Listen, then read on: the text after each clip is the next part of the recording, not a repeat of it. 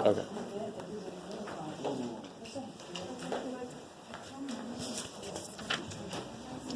So the quiz today and tomorrow in lab is going to cover exponential stuff, logarithmic stuff, the basics, and then some properties of logs. Cool, I like it. There will be some graphing, maybe one graphing problem.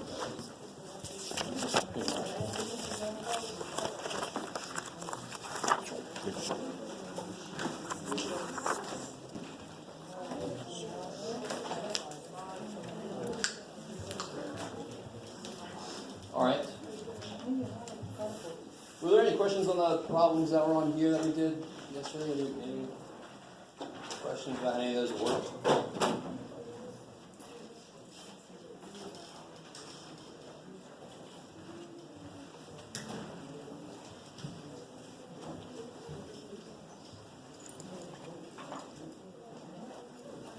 I'll take that as a no.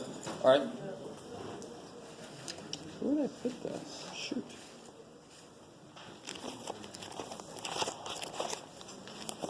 So many papers. Oh, here. Yeah, I got paper.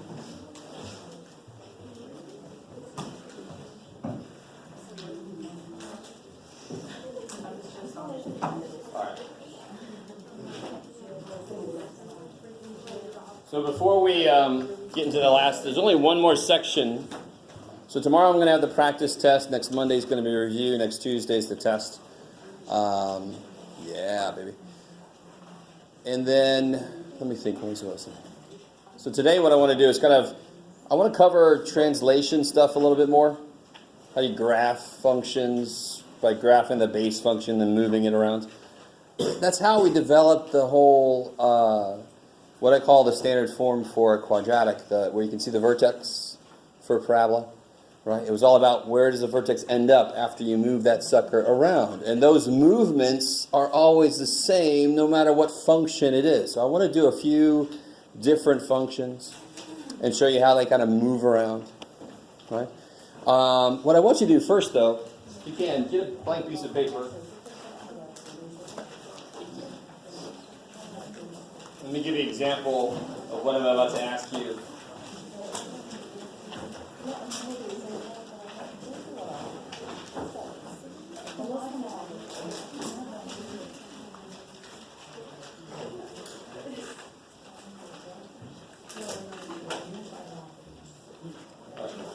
So what I want you to do is, just like I just did, give me the base graph, like the x squared. Give me the graph of it and show me some points. Maybe make yours even better.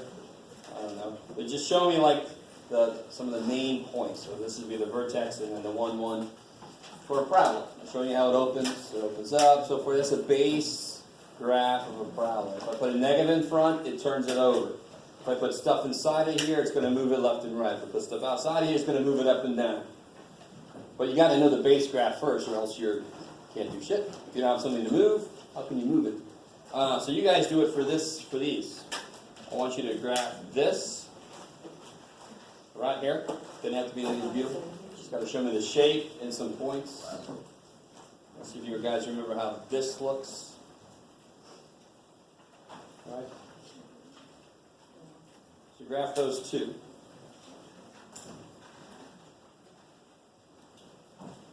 Sorry, I need to boom, boom, boom, boom. Say again? Everybody good? Yeah, grab your own point from where you at. Oh, yeah. And then I asked that is the middle. A Z?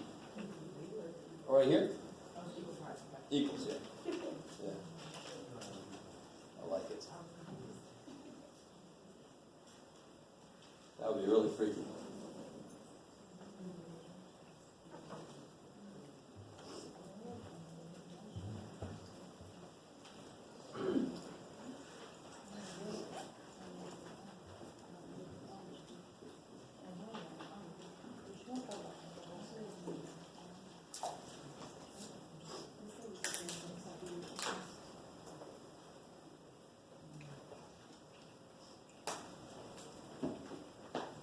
Okay. Square root of x, where does it start? What's the lowest value of x I can use? 0. So if you forget the shape, you can do a few points. If I ask you just to draw the shape in the air, you should be able to do all 3 of these. And then you have 1, 1. And that's enough really, but if you want one more, 4 goes to...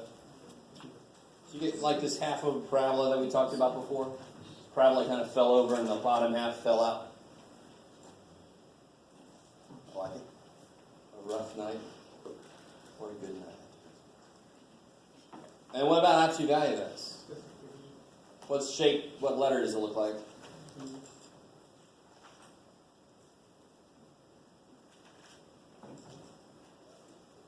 I heard one person say it. Somebody heard them say it. I like it. V. So 0, 1, 1. Absolute value 1 is 1. Absolute value negative 1 is 1. So it seems like it's going to be parabola. Can anybody tell me, besides you 3 right there, can anybody tell me why this is not going to curve?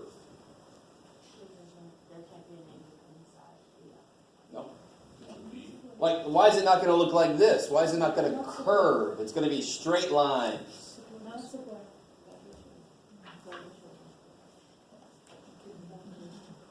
Yes, because this guy is square, and this guy ain't.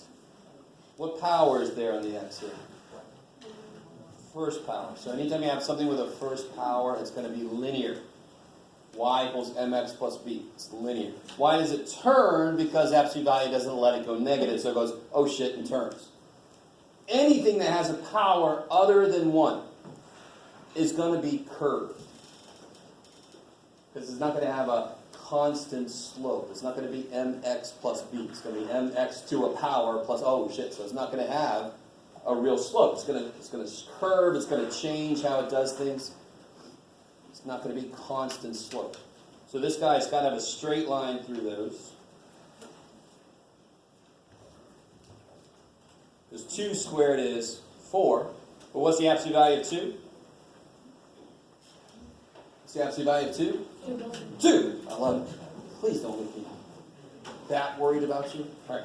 So the absolute value of 2 is 2, so that just is a straight line. It doesn't curve to go up faster. Okay, I like it. So now watch this. Let's see underneath this guy.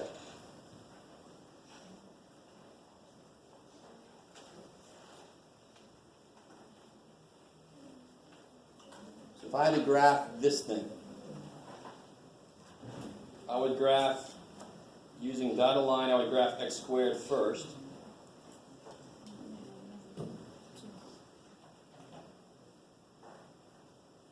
So x squared, again, x squared, we know the shape, and we know the 3 basic points.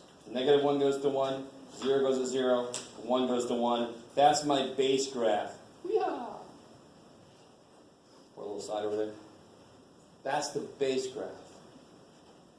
The shape of it has to stay the same. Which way are things going to move? Yeah, they're going to move left. Why is it left 2? What letter is that 2 with? What letter is the 2? The 2 that I introduced. It is with the x. And which way does x-axis move? Left and right. So if it's in with the x, the shift is going to be left and right. If it's outside, it's going to be up and down. So this is going to go. And in fact, another way to look at it, why is it 0, 0? Because when I put a 0 in, I get 0. Right? 0 squared is 0. It's amazing. What do I put in now? In fact, did you guys say right? You left. Good. How do you get a 0 now? Put what in? Negative 2 has to be put in now. I used to put a 0 in to get a 0 out. Now what do I put in to get a 0 out? Negative 2. Because what's the very first thing I do to any input? I add 2 to it. Right?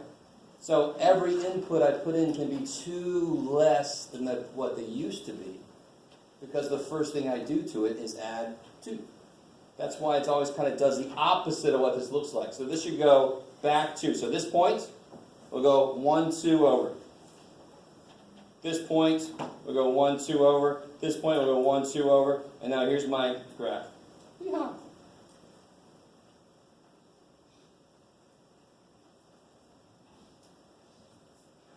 So base function.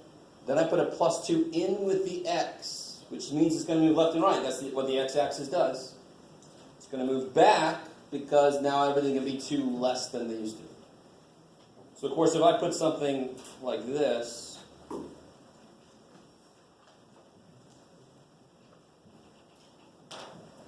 here's my base graph.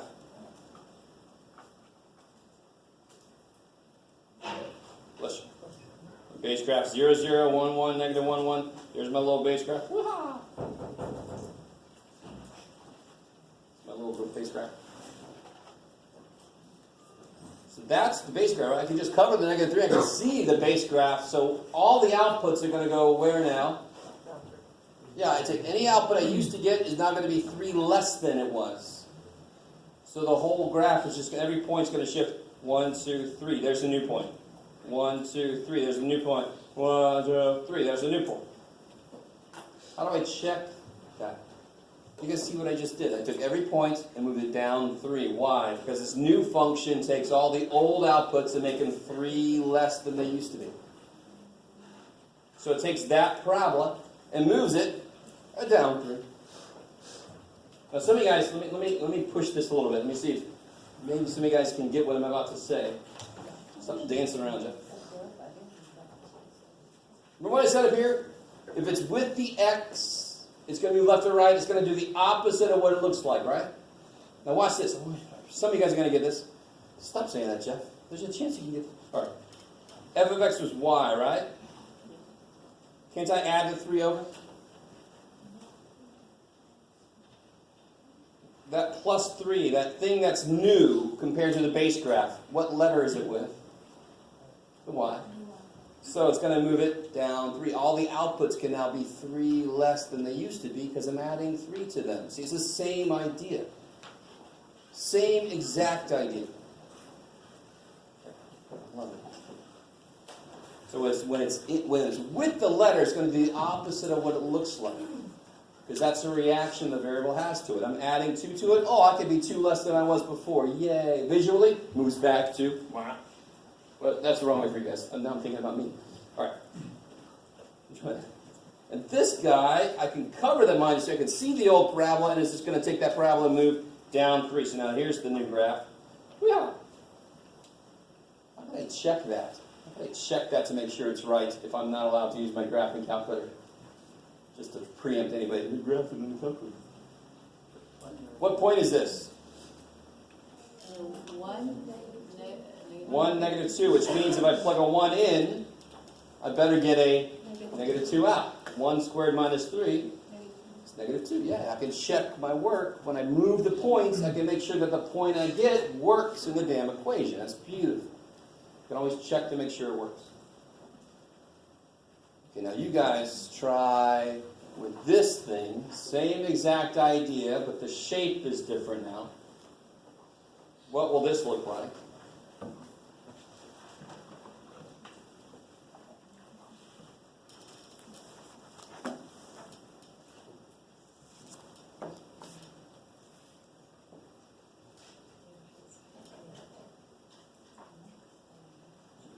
First plot the base graph.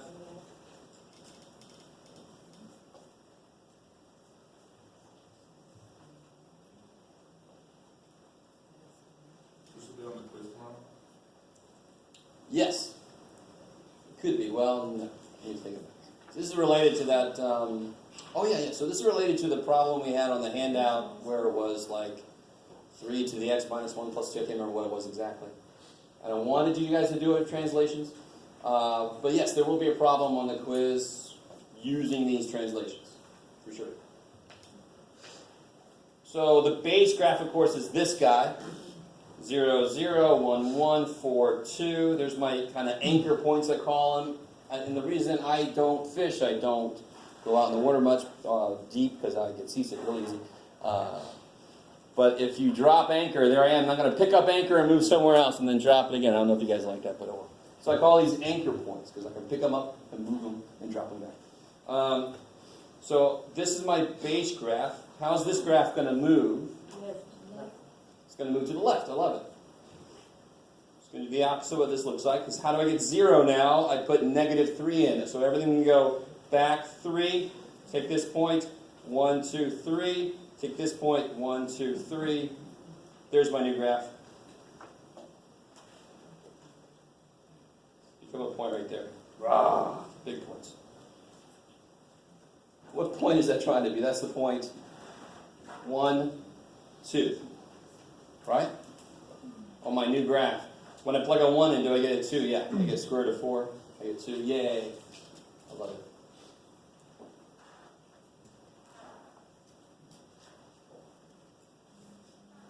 Let me give you one a little more advanced.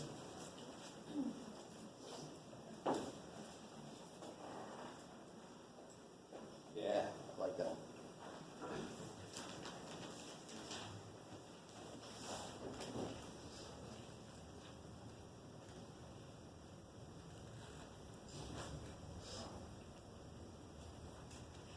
Trying to give you a little hint here.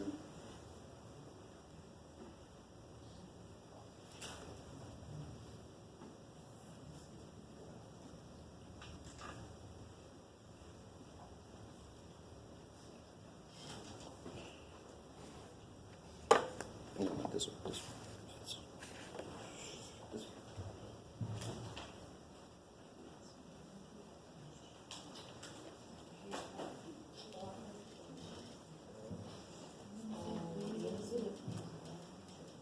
So here's the base graph, 0, 0, 1, 1, 4, 2.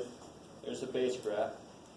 What are the 2 shifts involved here? This is going to move it. And by the way, real quick, what is under the square root in this function? There's a lot of interesting things in the quiz about the square root growing, like some kind of a blob eating this other number. Is this number being eaten by the square root? It's a really weird way to say it. I don't care. In fact, one of my students one semester said they should have really made the function look like that, so there's a back wall to it. I'm like, that's a good damn point. Because that just has this tendency to grow and suck this guy in, right? This is not the blob from the horror movie. It's set, right? So this -2 is outside. So this is going to make it move which way? Right 1. And then it's going to move down 2. So I can take that point. This is almost too easy to believe if you let it be. Every point I got on this graph, I'm going to go right 1, down 2, new point. Right 1, down 2, new point. Right 1, down 2, new point. Okay. Yeah. What point is this? 5, 0. 5, 0. When I plug a 5 in, square root of 4 is 2 minus 2 is 0. I get 5, 0. I get a 0 out when I put a 5 in. It's true. I like it. All right, one more with the absolute values, so I can pass out this next handout. Try this one using absolute value. By the way, here's, you guys got that one? Make that big. Wow. Absolute value of x minus 2 plus 1. So try to graph that when we pass this thing out.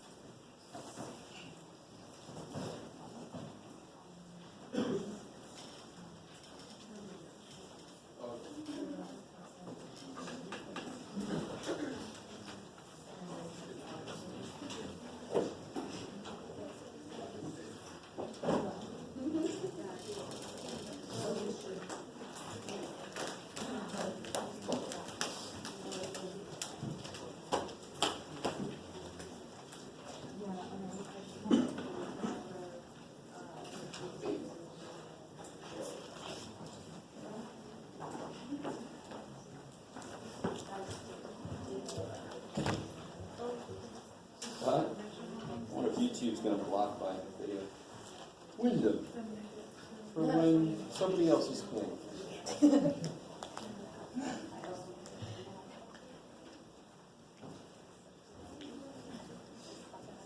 Okay, guys, so can you just tell me the two shifts involved?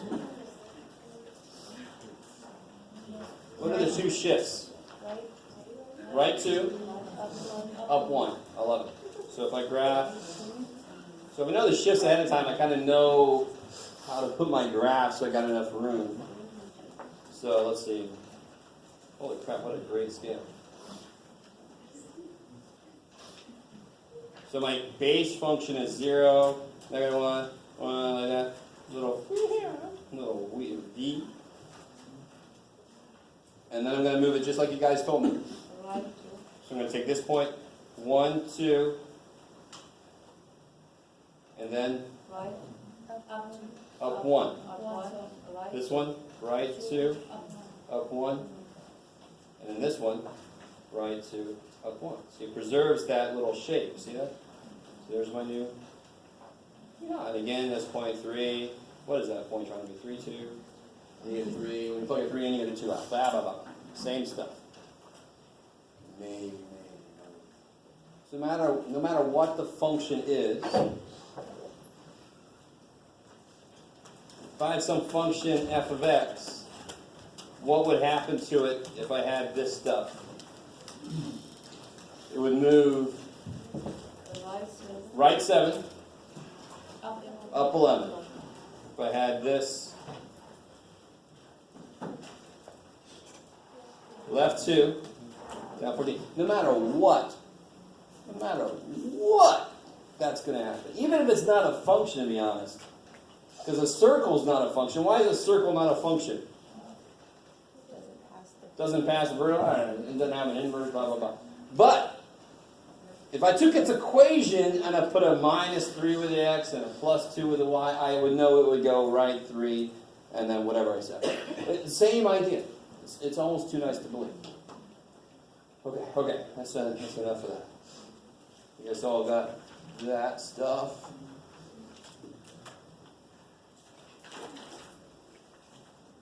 Okay.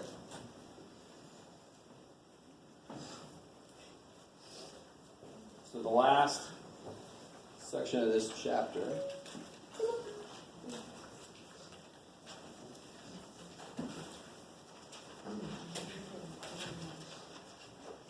this is when we first introduced the idea of E, I told you that one place it was used was for population growth.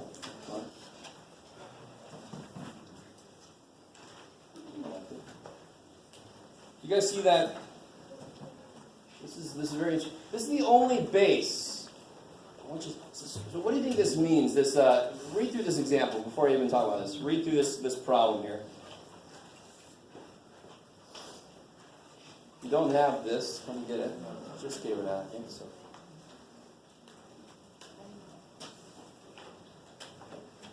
All right, so the exponential growth rate. Give me some idea what that might mean.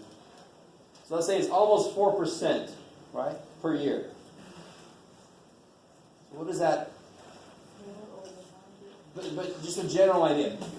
So this number, if I wait a year, it should go up roughly 4% of 5.8 million. Now, to be honest, when I use this, so bank account, if you put $100 in it, and it's got simple interest rate.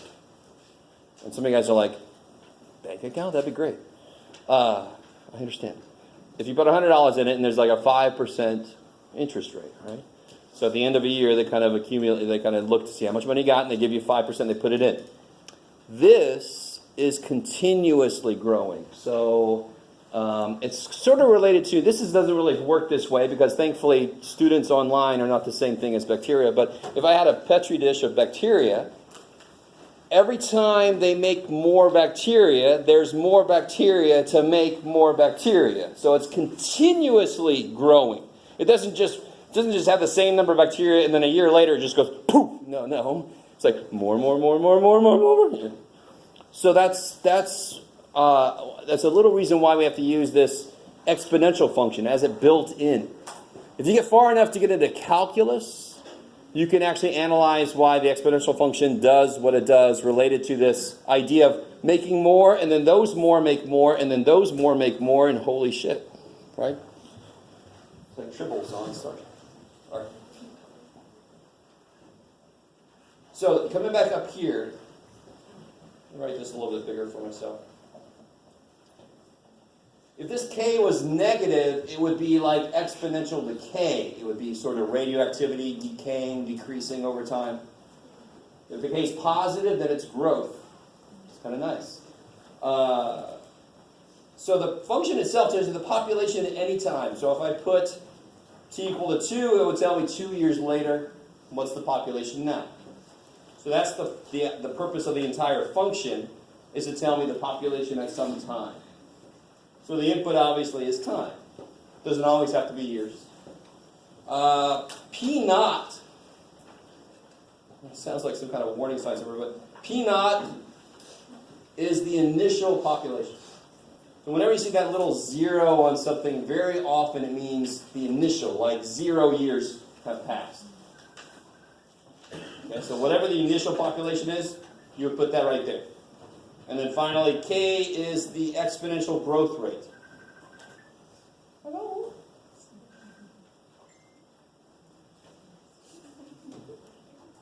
All right. Anybody else have another sound? No? So what do I know about, what do I know? What's P naught for this problem?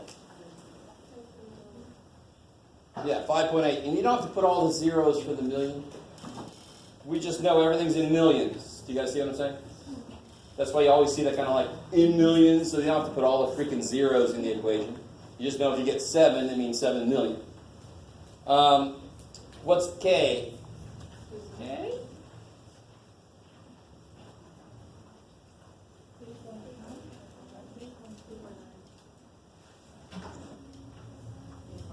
No, I know 3.9 sounds like a decimal, but it's a percent because it's 3.9%. So what is that as a decimal? 0.039. Why always twice? Because percent means per 100. Okay, I like it. And then, so now I've got everything I need, right? So the population of college students studying online, the number of them doing that as a function of time is 5.8. That's what the initial population is, 5.8. E to the 0.039 t.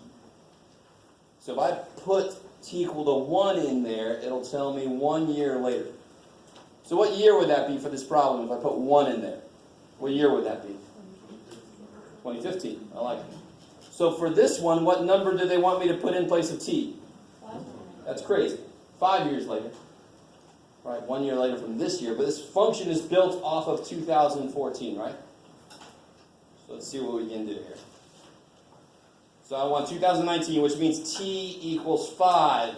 Don't put 2019 in there. That will be 2019 years after 2014. And who knows what the hell's going on there.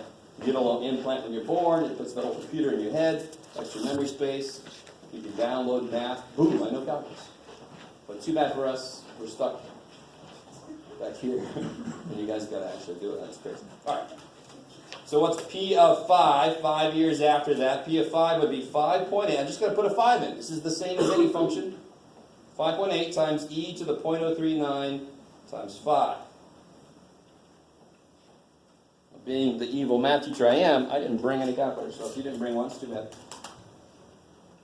But how do I put this in correctly? Is everybody cool with that so far? They have to tell you everything. You just have to put it in the right place. And I'm going to give you this form. You don't have to remember this. This would be 5.8 times E. E is right here above ln. That's crazy. Oh. I'm over here. You got it. E is right above ln, because they're inverses, that makes sense. They put those together. So I do second ln get e to the 0.039 times 5. Now, if you have the older version where it's, I forget what it looks like on the old version now. Just make sure that whole 0.039 times 5 is in the exponent. I think you might have to put parentheses around it. You should get this. Well, that's interesting. I had a little ESP earlier. What does that mean roughly? How many students then? Roughly, very roughly, how many? 7 million, not 7. It's a little tiny class of 7 students. 7 million. So this is, I would actually say 7.05 million, just about. Roughly. 7.05 million. You guys, everybody get that 7.0, whatever? That's playing along. Try to set up part C. Let's see if you guys can put everything in the right place. Does that already give us the years? Where? Sorry. Like before? This one? Yeah, B. It's got to give you the year so I know what T is. How did I know what T was? Because it's 5 years after 2014. That's how I knew to put a 5 there. Yeah. And the answer is going to be the population size, 7.05 million. Now I'm giving you the population size. You got to figure out how many years it's going to take to get there.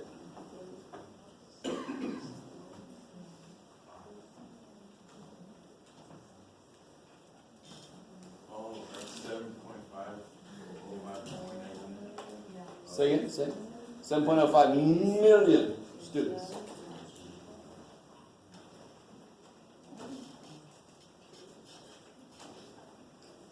How many of them will I be teaching? 0. I don't personally ever want to teach an online class. It's a lot of work. For you guys, it shouldn't be that much more work, but for a teacher, it's a stupid amount of work. No thank you. I don't really fully trust it anyway. I don't trust the internets. We're listening in. So where the hell do I put stuff? How do I set this equation up? Yeah, 12 go. Yeah, exactly. 12 is the population I want. T is what I'm trying to solve for. So now I'm going to say 12 equals 5.8 e to the 0.039 t.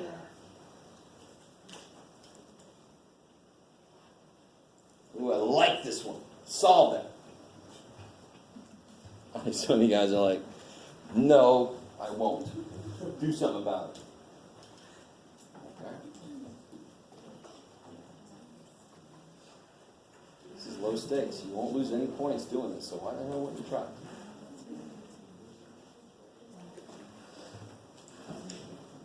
Write that a little better.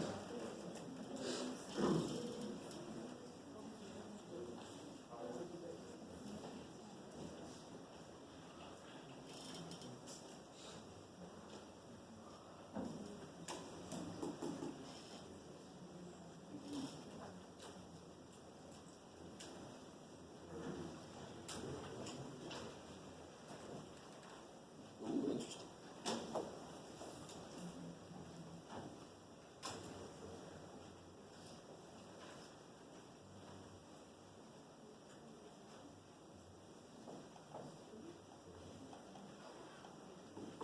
Alright, so what's let me see the first thing I want.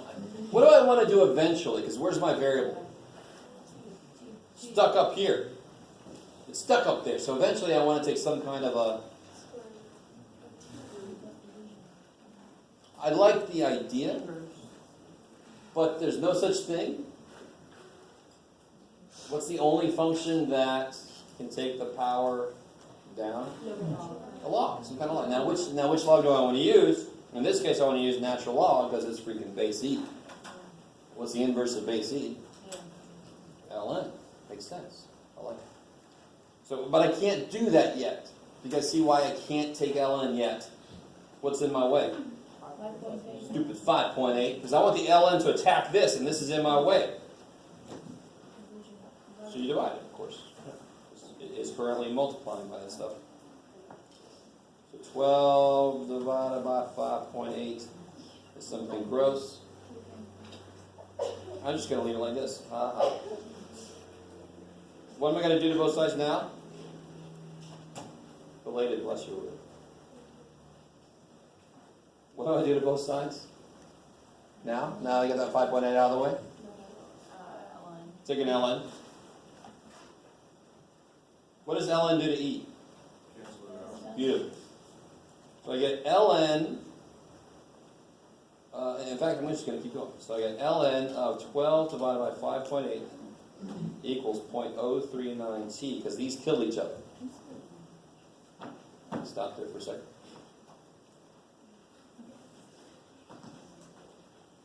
So again, we got the 5.8 out of the way so it can attack the e directly. Then I attack the e with an ln and I kill it. What's the last thing I got to do to get t by itself? 0.039. So t equals this. So if I put that in the calculator, I don't have to round anything. Natural log of 12 divided by 5.8. Well, that's really zoomed in. Divided by 0.039. Because he already did it earlier. 18.64. What does that mean? In the year 18. No. 18 after. Yeah, it's going to say almost 19, a little more than 18 and a half years after 2014. So it's sometime in the year 2000. So you get 18.6 roughly. So it's 2014 plus 18.6 equals 2032.6. Which is a really weird way to say a year. What does T represent again? Number of years since 2014. That's what T represents. So if I get T equal to 3, that's 2017. I got T equal to 18.6. Well, add it to 2014 because it's that many years since. So somewhere in the year 2032. Say again? Does it say around to the year? Oh, okay, so then what would that be? 2030. Say again. Sure.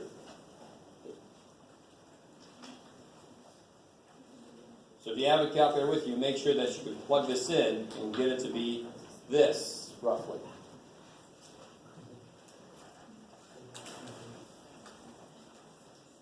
Yes, you always are like, can I use my calculator? Can I use? And then when I let you, you're like, I don't want to do that.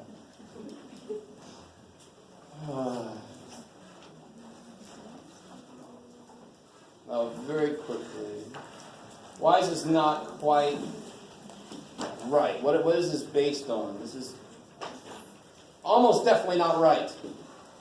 Because this equation was made using the year 2014. There's some data probably before that. Is it possible that the conditions could change that this is based on? Yes, I like it. Right? There could be a meteor strike. We don't have any computer network anymore. We start living in caves. And I think the number of online students will not follow this anymore. Right? Okay. So I'll see some of you guys in a bit in the lab.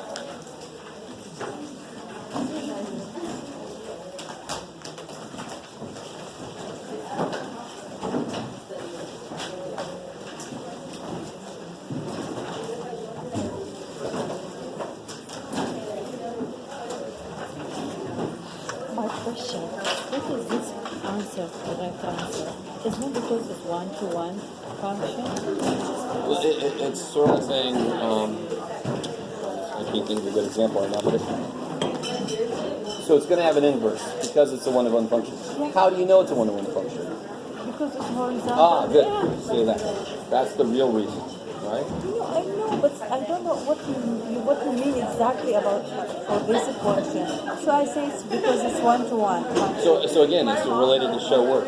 If you say it's a one-to-one function, you got to tell me how you know that. About this one, you know, Oh yeah. I know the answer, You but left I those out. missed two, my -3 and -2. Yeah. Because, you know, I have a two tests on the same day. So Oh, okay. I know all the rules. I'm with you. Just I miss things. You can make directions and get back to another one. So, Oh, yeah, you'll be all right. thank you, sir. Mhm.